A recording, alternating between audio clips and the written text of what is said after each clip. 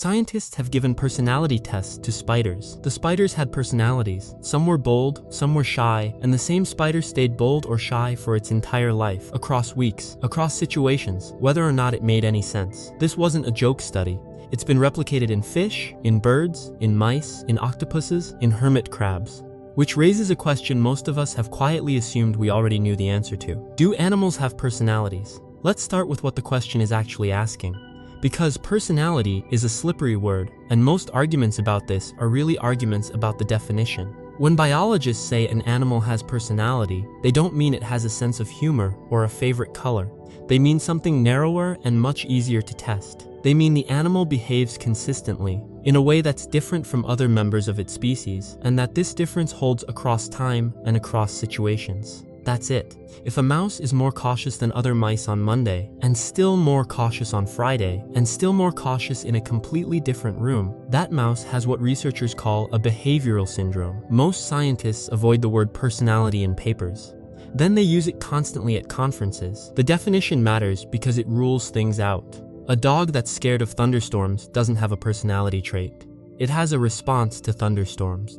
The trait only counts if it shows up when there's no thunderstorm. If the dog is also the one hanging back at the park, also the last to approach a stranger, also the one who waits while the others investigate the noise. Consistency across contexts is the whole test, and it turns out an enormous number of animals pass it. So how do you measure this? Researchers generally look at 5 axes, which appear again and again across species. Boldness, how an animal responds to risk. Exploration, how it handles somewhere new. Activity, how much it simply does. Aggression, how it treats rivals. And sociability, how much it seeks out others of its kind. These are not the human Big 5 personality traits, though the resemblance is not a coincidence.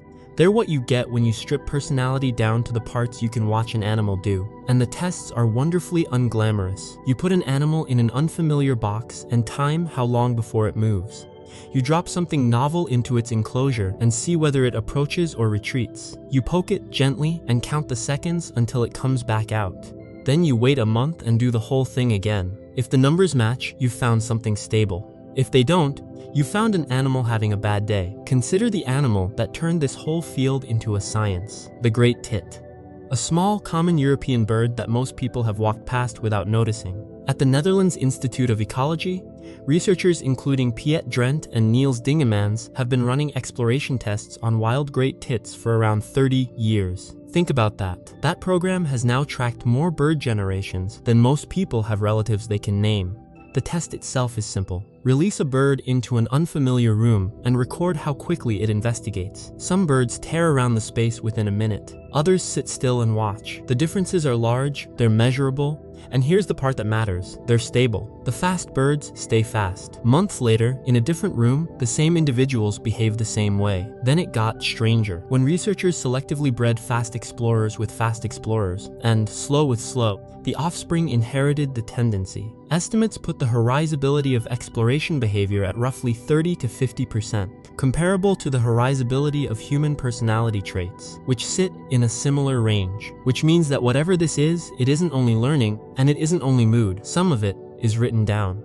And great tits are not a special case. Once you know what to look for, it's everywhere. Hermit crabs, poked with a stick, show startle responses so reliable that the same crab makes the same choice for months. A hermit crab runs on roughly 100,000 neurons. You have about 86 billion, and yet the crab manages to be consistently, recognizably itself. Octopuses in labs get informally sorted by keepers into the ones that will squirt you and the ones that won't, and the sorting holds, though that's an anecdote, not a study, and it's worth saying so. Fish are where it gets awkward for us. In pumpkinseed sunfish, researchers found that the bold individuals swam into traps and the shy ones stayed out. The bold fish were caught first, by a wide margin, which means the trap wasn't sampling the population, it was sampling the extroverts. A lot of what we know about fish behavior was collected using exactly this method, from exactly the fish willing to enter a box. But why would evolution allow this? That's the part that took the longest to explain. For a long time it looked like a problem.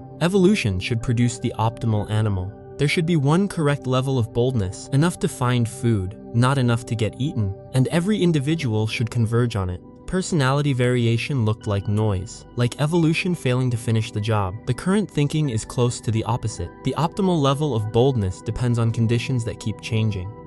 In a year with few predators, bold pays. In a year full of predators, shy pays. Neither strategy wins permanently, so both persist. Variation isn't a failure to optimize. It's a hedge against a world that won't sit still. There's a second explanation that's more uncomfortable. Being consistent may itself be useful. A bold animal that's predictably bold can be relied on by others, can specialize, can get good at one thing. Flexibility sounds superior, but flexibility is expensive. It takes brain, time, and attention. Sometimes the cheaper solution is to pick a personality and commit. But consistency isn't the whole story. Animals do change. A young bird is often bolder than the same bird 3 years later. A fish that survives a predator attack frequently becomes measurably more cautious afterward, and stays that way. Personality isn't a fixed setting.